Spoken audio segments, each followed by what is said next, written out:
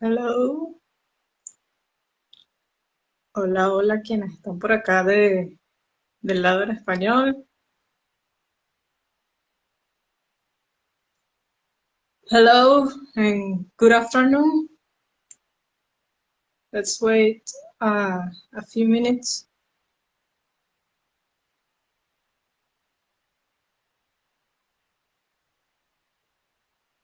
Gracias, como siempre, por la puntualidad.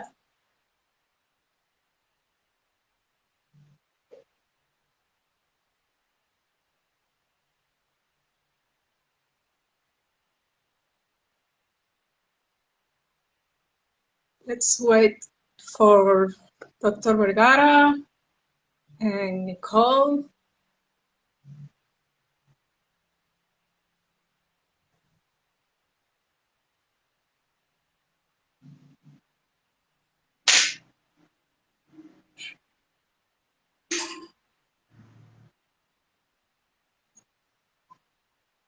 Si me pueden, como siempre, porfa, confirmar que se escucha bien.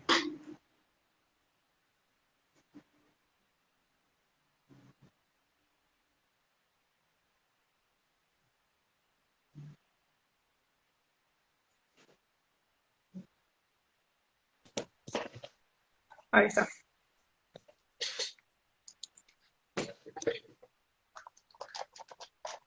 Perfecto.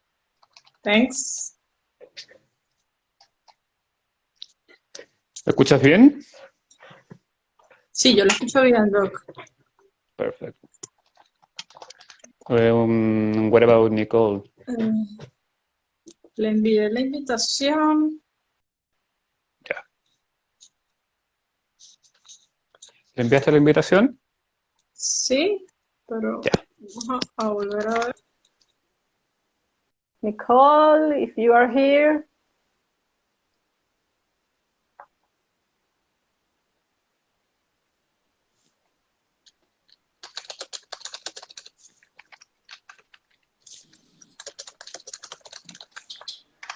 Hello. Oh, Ah, Nico! How hello. are you? How are you both? Fine, fine. Here. I'm a little bit nervous, but Oh, don't be nervous. If anything, No, I should be nervous. here I'm so cool here. It's Oh, autumn time, so yeah, I'm kind of freeze time. How are you, Nicole? Are you in the airport? I am. I am good. I'm like a live Delta ad. Using the free So, Wi-Fi. yep, yep, exactly. And I got my, cocktail, so we're good. We're good to go. Okay, so Lots of food. in order to save some time, right?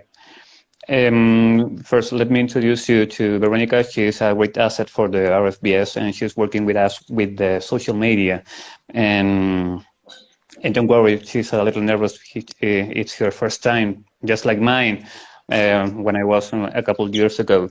So, a lot of interesting things we are going to talk now. But first, we need to know who are you, Nicole, and a little and a little introduction. You are the owner, of North Point Pets, right, and company.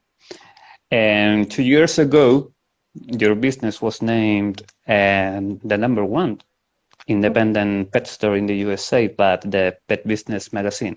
That's a great achievement. Um, and I really want to know because I live in South America, I live in Chile, and there is not such a thing as independent pet store or big pet store. What's that about? So, what's the difference between your pet store and and besides that you really love what you're So, doing, and I can see in the faces of your coworkers the pics on your page, and I think it's a family. And the difference between your pet store and a regular pet store. yeah, so the big ones here in the US are your Petco and PetSmart. We call them big box, if you will. And we're very small. We're very personable. We know all of our clients. We know most of our customers and clients' pets' names. We help individualize their nutrition and the approach to how they take care of their pet. I don't think this business model is sustainable if we were to grow it and become bigger.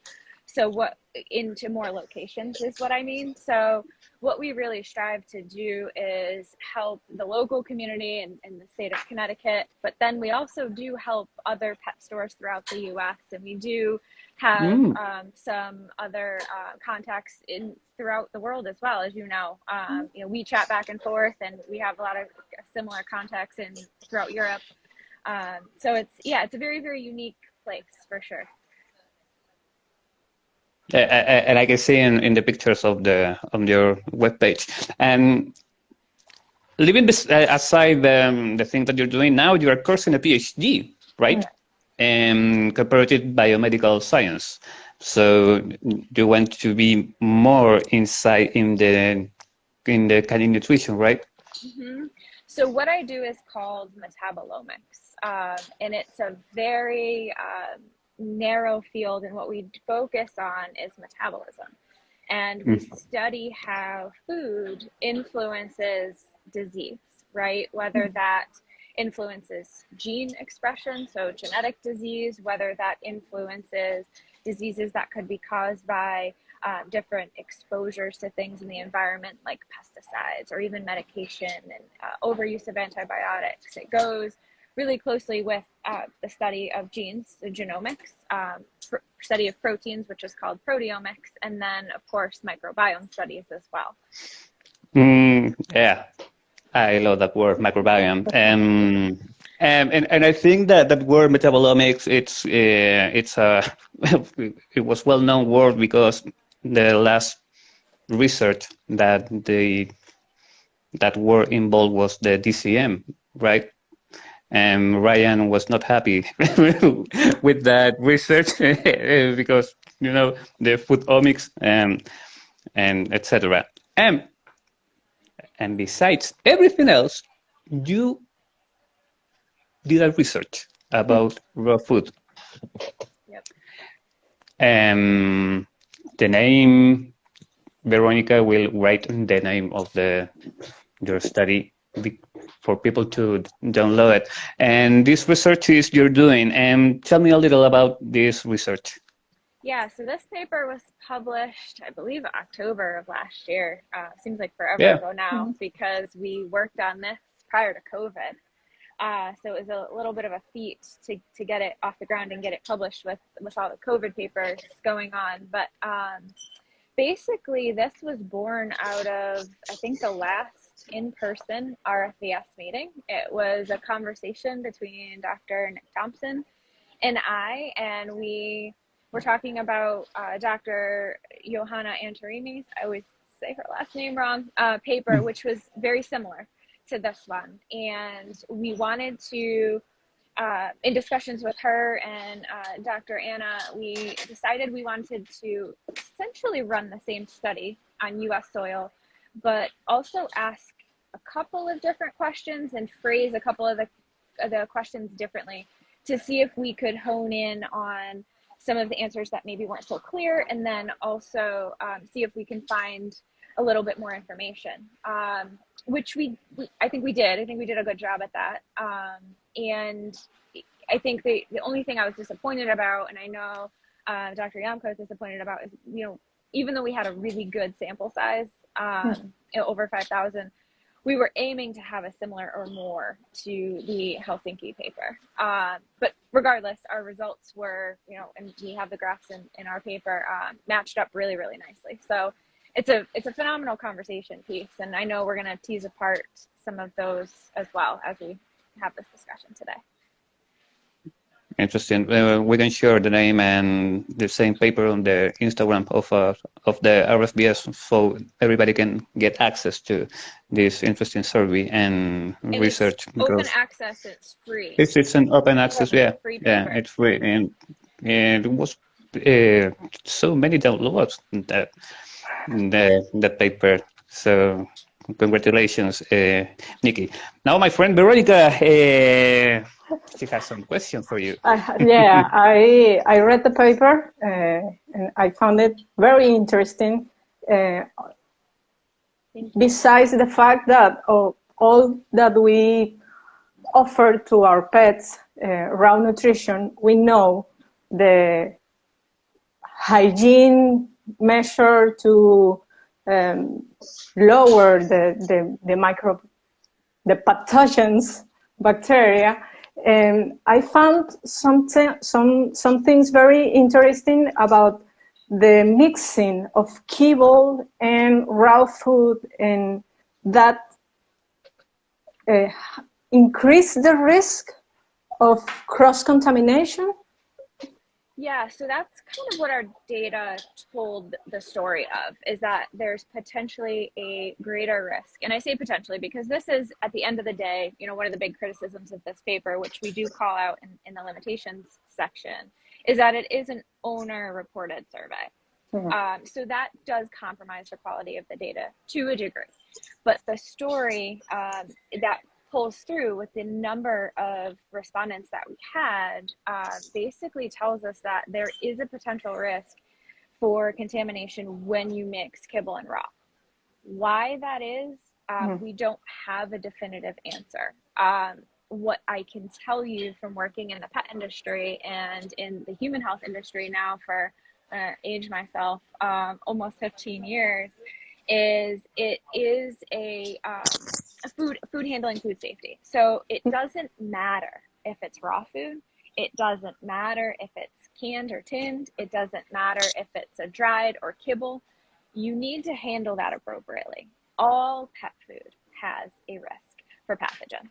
And so the other side to that is typically, and there are other papers that talk about this more in depth, which I believe we did cite in this paper, is that people tend to be a little bit more careless with kibble because there's the perception that it is safe, when the reality is that a lot of the pathogen contamination issues stem from kibble. And a lot of that is because people, at least in the US, and I'm not sure about your country, but I would assume that it's similar, where people scoop kibble and then they don't wash their hands. But when you handle meat, whether for yourself or for your pet, you wash your hands. That's common sense. The big thing in the US is children are often tasked with feeding the dog or the cat. And so the children scoop the kibble and they put it in the dog's bowl, and then they're off playing with their toys, they're eating snacks, and that's where a lot of that, the foodborne illness in children actually comes from. I have to admit that I didn't know that until I entered in the world of raw food. I didn't know the dangers of the kibble, and I'm 12 years old veterinarian. And no one told us that in the university, no one in the Congress, no one told that kibble must to have hygiene methods. And I believe that is danger, because always...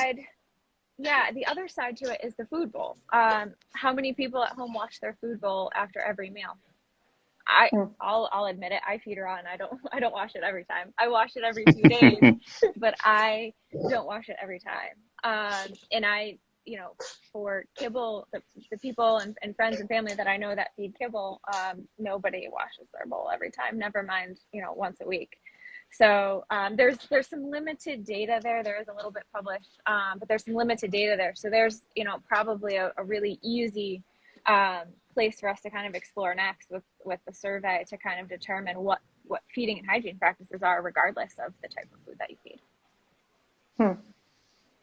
And the last question about it, and I was the responsibility of vets and human doctors to only blame raw food when someone is sick, even a child or an adult, and no one seems to care about first do exams before medicate, and only just say it's raw food and you have to switch to kibble. Yeah. And, So coming from healthcare, for those of you that don't know, I actually jumped from human over to animal. And so somebody coming from human healthcare and I've worked primarily with cancer patients prior to, so, very sick immunocompromised people. I think the frustrating part for me, seeing both sides, and then, being on the healthcare side, being on the pet nutrition side, and then now being on the academia veterinary side, is we're not testing.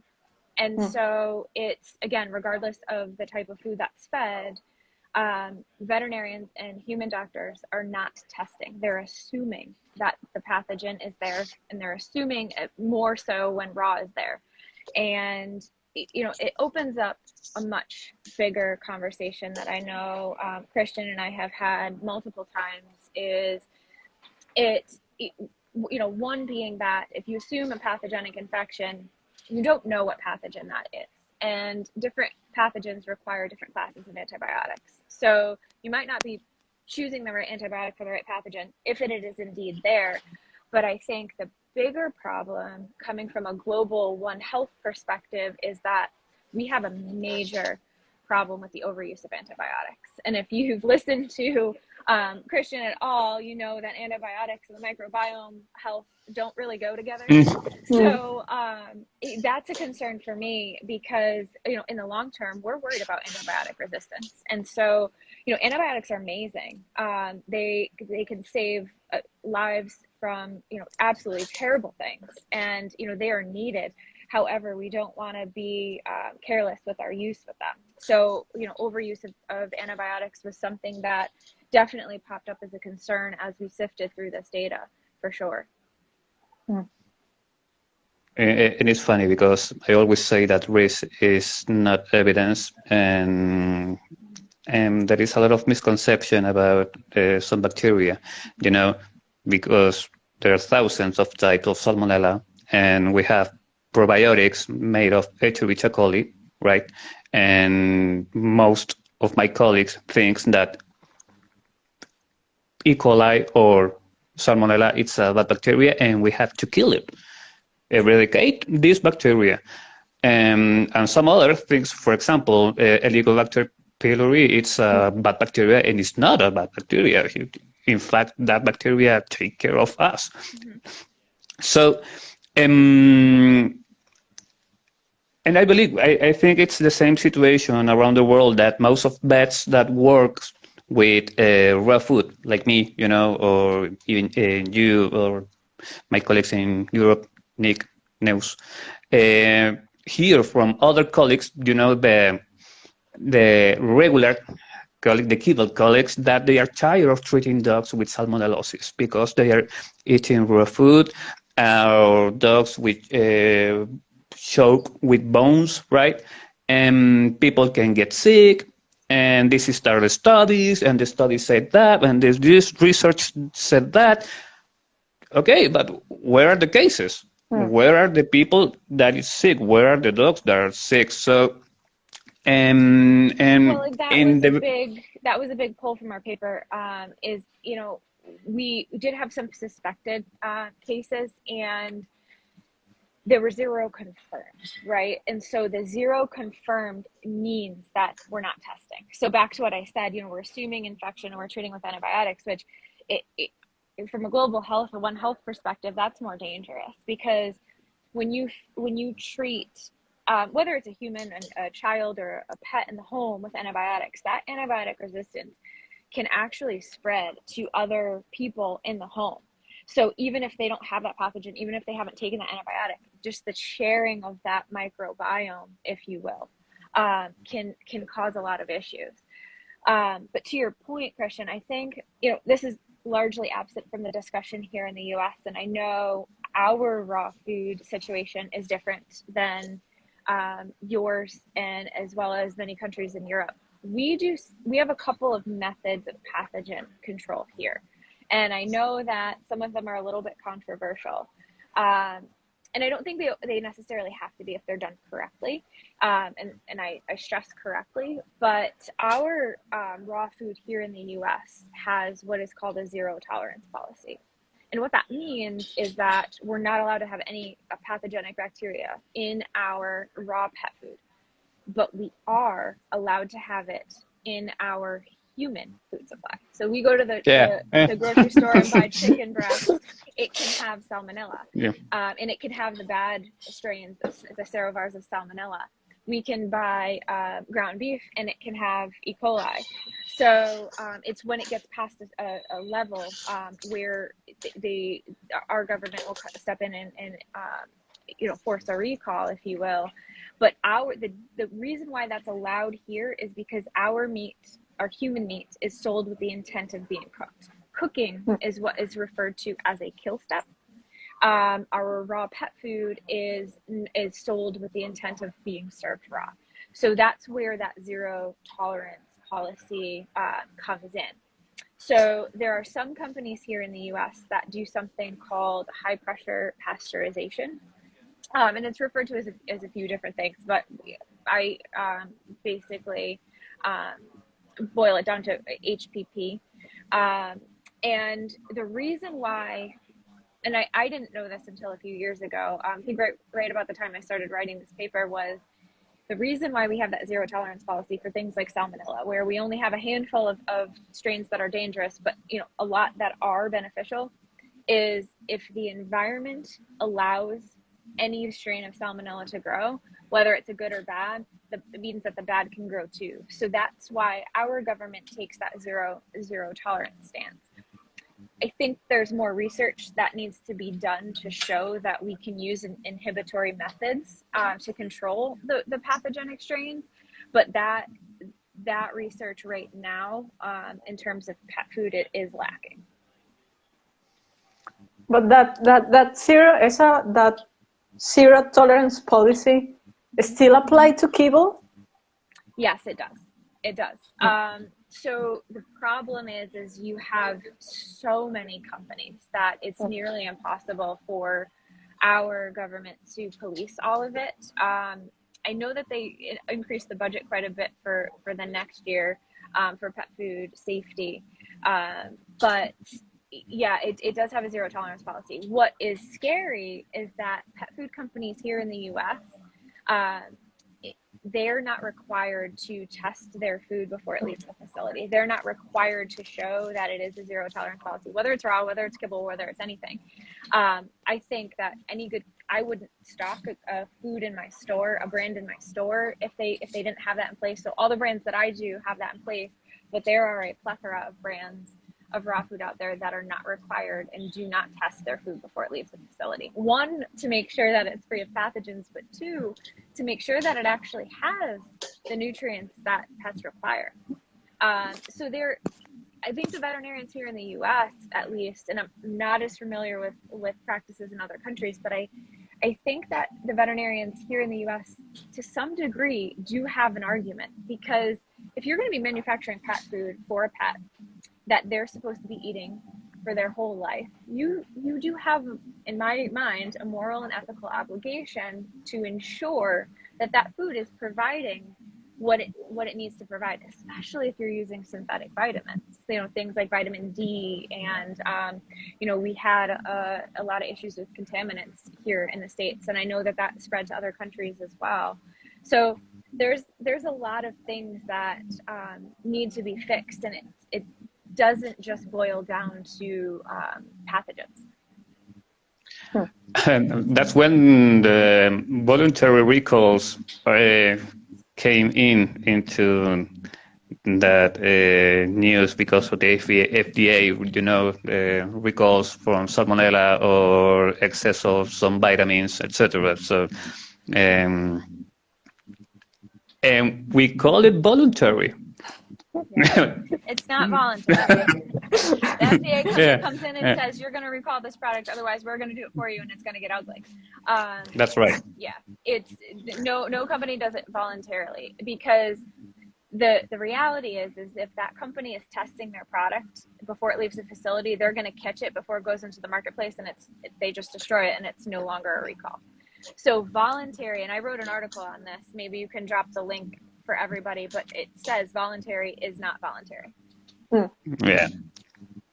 Of course, we will share the link because it's very well explained. And regarding again, because everybody is worried about our friends that are bacteria, right? In some places, dogs are receiving antibiotics just because they are eating raw food, and they are with no problems, with no gastric issues. They are even better than a dog that eats kibble, and they are receiving antibiotics. And some hospitals or some places are not attending dogs that are eating raw food. So what's going on? I wish I had the answer to that. I mean, there's no evidence to show that that's a good idea. There's no studies to show that that's a good idea. And for a group that, screams for evidence-based medicine, that's something that really doesn't track, in my opinion. No, and even some vets are blaming the raw food dogs or cats to the antibiotic resistance, but don't look themselves to be injecting antibiotics every time, and so it's crazy.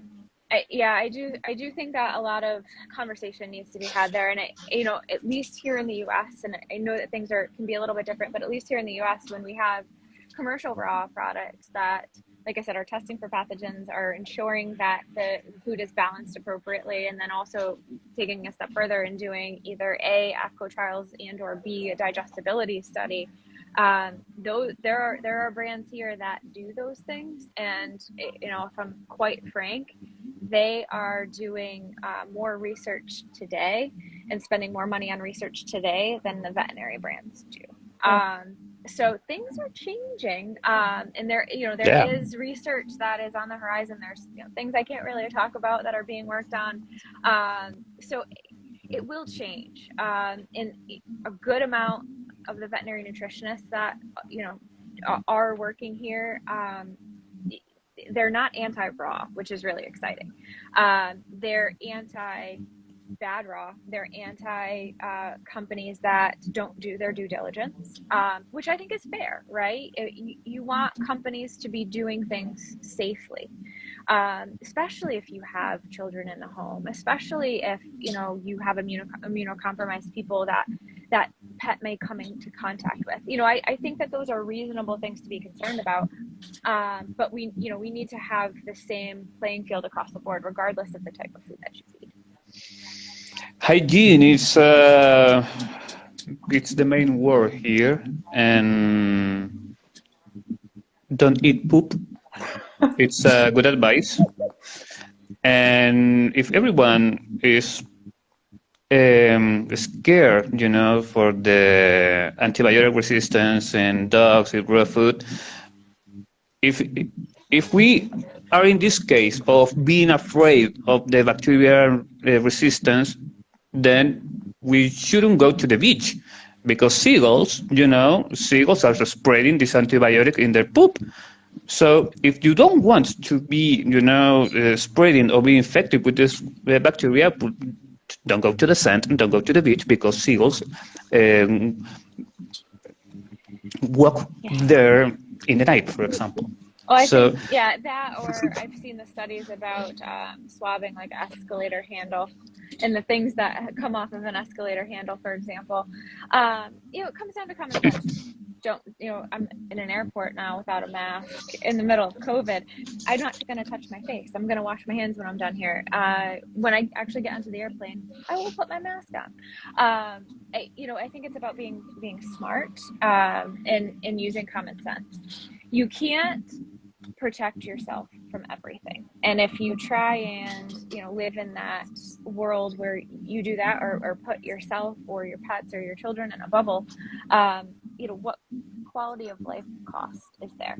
And I understand purely that it's anecdotal from a scientific perspective, but you look at our dogs that have been fed raw for the majority of their life, and I have two 13-year-old dogs that I'm sure you see on my Instagram, and if you don't, take a look, because that's all I do is post my dogs, and they're beautiful. They have beautiful coats. They're healthy. They have no issues at all. Their blood work is perfect. So I think there's something to be said about that for sure. It's so naive that humans think that we are going to win the war against bacteria. You have to be smart about it. Build up your immune system. Yeah. Eat a variety of fresh foods. For sure. Wash your hands. Wash your hands. For sure.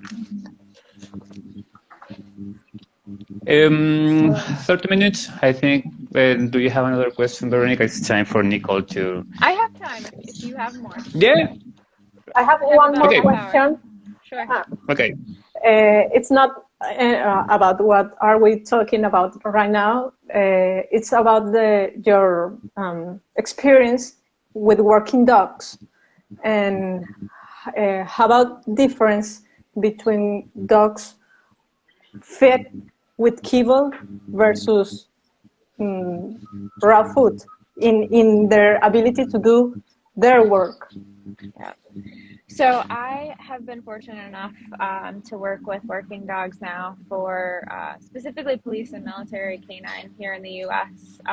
For about 6 years now. I've gotten to travel, do quite a few conferences, and meet all different type of working dogs, from scent hounds to pointers to Labradors to Malinois and German Shepherds.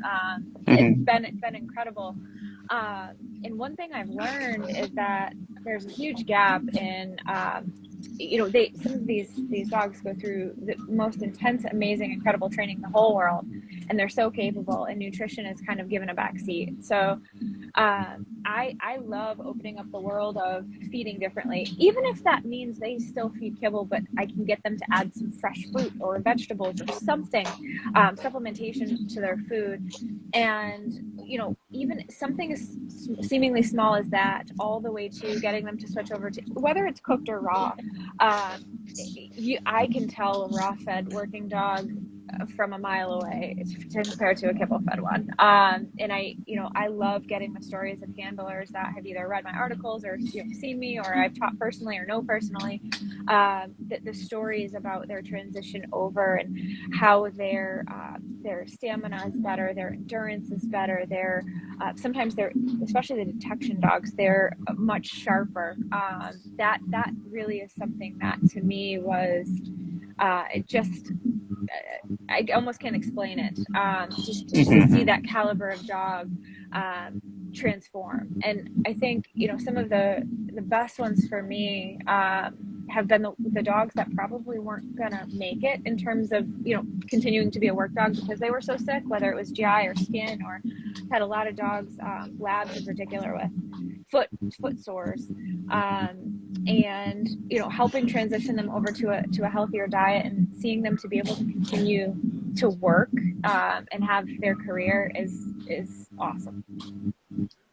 Thank you. Yeah, we are gaining time. We are living in a new whole experience. For example, I started this raw food thing 10 years ago, for example, and in that time, what are you doing? You are killing dogs. You are not a veterinarian. We are going to do things to remove your career. Yeah, and I think that still happen in some places. Fortunately, people are changing. They are realize that, just like you said, we are not anti-raw food. We are anti-bad raw food. So, and I think that's fair, and I think all raw feeders should have that outlook, right? If you want to be a raw proponent, the best thing you can do as an advocate of raw is to feed raw right and feed it responsibly, and to call out those manufacturers that maybe don't have the best interest of the pet and the industry in mind. There are raw companies that are out there to make money, and they're not doing things right. And we kind of have to police ourselves right now because nobody else is going to do it for us. And one of our missions is to spread the word and teach people what is raw food, because many people think that raw food is just give red meat, flesh, raw flesh, and that's it. But and it's there not. are still veterinarians that believe that here. When they hear raw fed, they think you're going to the grocery store and getting chicken breast and feeding that to your dog or your cat, and that's not raw feeding. If somebody tells you that that's raw feeding, they need some education. It's a lot more complex than that, for sure. Well, there are a lot of things going on, and especially here in South America, we are just beginning this kind of fight between, the regular and the anti-veterinarian, just like me, because I am not a good veterinarian because I spread the word about fresh food.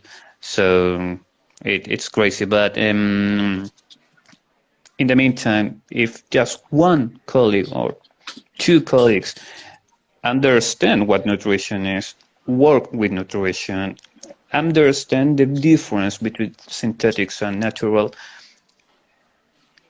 it's something. It for is. Me. Little bits at a time make a big difference. I think the other thing that is hard, right? As veterinarians, you're everything, right? You're meant to be the general practitioner. You're the surgeon. You're the allergist. You're the gut health. You're everything. And even the psychologist. Sometimes.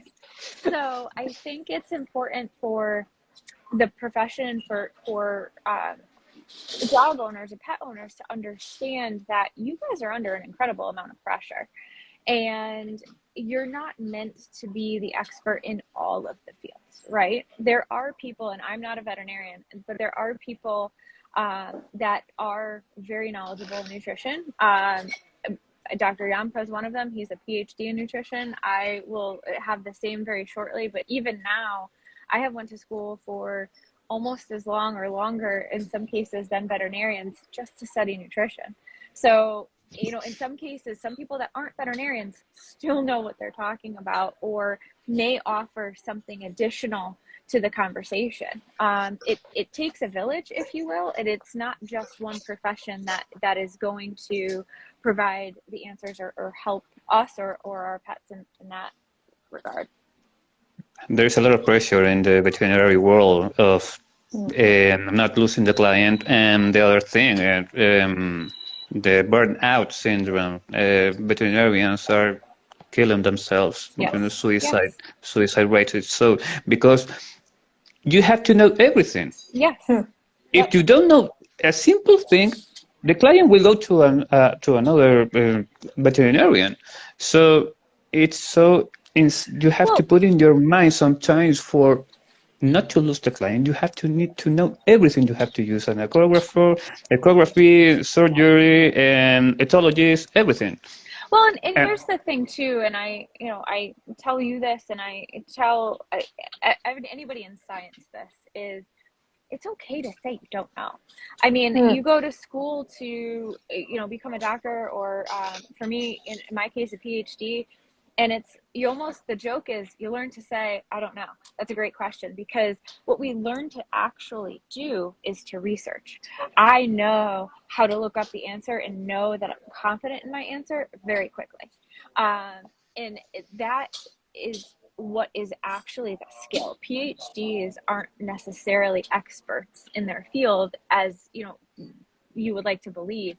We just know how to research something to find the answer. And I think it's okay. I respect a medical doctor or a veterinarian more when they tell me they don't know. And they take a few minutes to go do the research. And I don't think there's anything to be ashamed about in saying you don't know. I say it all the time. I don't know. So let me find out for you. No, just saying don't know. It's so brave for one to say, I'm sorry, I don't know. And sometimes in the medicine world, it could save lives, tons of lives, just saying, I don't know. And you look for someone else. Beware of the people that always have the answer, right? Those are the dangerous ones. Sometimes, even in nutrition, hey, what about chlorella? I know that it's an allergy, but no, ask for someone else. Oh, no, wait a second. Google. No, you have to give them this, but I didn't read the contraindications, etc. So sometimes, and not even medicine, maybe in terms of works, and for not losing the client, you're losing money. So you try to invent, create new things in order to, just like I said, not lose the client. And doing that, you can seek the dogs or the cat. Well, and I would say that And when to pet owners as well, is if your veterinarian or even your medical doctor says to you, "I don't know," that's a good doctor right there. You know, don't be afraid of that. That's a good thing. That's a good thing. And more often than not, they're going to go take the time to find you the answer, or they're going to find you somebody that has the answer or that can get you the answer. I mean, that's what we all do back and forth all the time. With DCM, we were back and forth all the time over the last, what is it? It's been 4 years, almost 5 years now, of DCM. So, you know, we all help each other to give each other the whole story. It's not a one person show. Yeah, I wish I could join forces with the I'm not an anti-kill. I'm not an anti-kibble. In fact, I recommend kibble because not every pet can, Agree. you know. So if you balance. Well, there's the research from Finland that shows us 20% fresh food. 20%. And that 20%, I go out on a limb here, it doesn't have to be balanced. So you can feed 80% balanced kibble, and you can feed 20% fresh food, fruit, vegetables, nuts, seeds, dairy, eggs, meat. You can incorporate any and all of those things, and that 20% is reducing those inflammatory biomarkers that are related to all of those types of diseases that we're studying on that metabolic level. So in every 10% you go higher in fresh food. If you're going to go above 20, you want that to be balanced. But if every 10% you go up, those inflammatory biomarkers are lower. So, you know, those are the conversations that we need to be having along with hygiene, because as our paper showed, you know, mixing could potentially be a pathogenic risk factor. But I believe that if you're being safe about it and reasonable and using common sense, that's probably not a large factor. Unfortunately, that's the thing that is not happening, because from one side, if you give to your dog fresh food or table scraps or an egg, maybe the formulate, or maybe they're going to have nutrition problems because you are mixing with your complete and balanced kibble. So that's why many people said, when I start with teaching nutrition, really, dogs can eat eggs? No. Yeah. Wow. Well, and dogs can eat real food. Well, people always say, well, can I give my dog people food? And I say, well, if you're giving them potato chips and Oreos, no. But at what point did fresh food, fruit, vegetables, meat, become people food? It's not people food. People food is processed food. It's just food. And there's some stubborn people, stubborn colleagues, stubborn vets. Okay. The research says that if you give veggies to the dog, you can decrease the risk of carcinoma in the bladder, for example. That research is not working because there are so many few examples. There are 10 dogs, so it's not working for me. So, okay, give me the research of their kibble then. How many dogs are good with kibble and the time? So it's I think it's an ego fight between, and it's not going to be like that. Well, it's so hard. Why? It's so hard when you get to the level of education and you know, you've believed something or have been taught something by people that you respect so much, and to say that you are wrong or that you have been wrong for a chunk of your career and that you've changed your mind is very hard to do. something I just got comfortable with early on, because I got into medicine way young with way too much confidence. So I learned to take those hits with grace, if you will. But it's not something I'm afraid to do, is to say, you know what, I was wrong. And I have found that with our clients and our customers at North Point in the store, is they actually respect us more when we say, hey, you know what, we did this for a few years, but there's this new research or this or that or the other thing, and we think this way is best now. And just because science necessarily was not correct or didn't give you the whole, I prefer to say, instead of correct, they give you the whole answer. As you learn more, the answer to the approach changes. And it doesn't mean that science was wrong, and it doesn't mean that people were wrong. It just means that we learned more. And that's a good thing. You want to see evolution, because if we're stagnant and we're doing the same thing all the time, and we claim that we have the answers, or, you know, the golden ticket, that's something that you really should be worried about. Things are always going to evolve, and they should. It's a mindset. A lot of things on nutrition is changing every day, and now we discovered this. Now we discovered that. So think about trying to change. Think about where we were now. 4 years ago with microbiome, and we haven't even scratched the surface. We don't even know anything about that yet.